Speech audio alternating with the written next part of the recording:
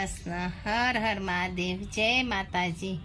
આજે હું તમારી સમક્ષ લઈ આવી છું ગાયત્રી મંત્ર અને એનો ભાવાર્થ. તો આપણે ગાયત્રી મંત્રનો પાઠ કરીએ. ઓમ ભૂર્ભુવસ્વ તત્સવિતુર્વરેણ્યં ભર્ગો દેવસ્ય ધીમહિ ધિયો યો ન પ્રચોદયાત. જય ગાયત્રીમાં. ચાલો તો હવે આપણે ગાયત્રી મંત્રનો ભાવાર્થ સમજીએ.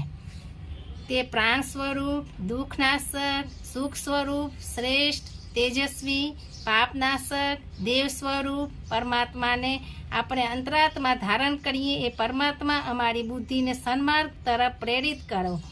એટલે ગાયત્રી મંત્રનો ભાવાર્થ થાય છે. જય ગાયત્રી માતે કી જય. મારી ચેનલ સારી લાગી હોય તો લાઈક કરો, વધુમાં વધુ લોકોને શેર કરો અને સબસ્ક્રાઈબ કરો. જય શ્રી કૃષ્ણ. હર હર મહાદેવ.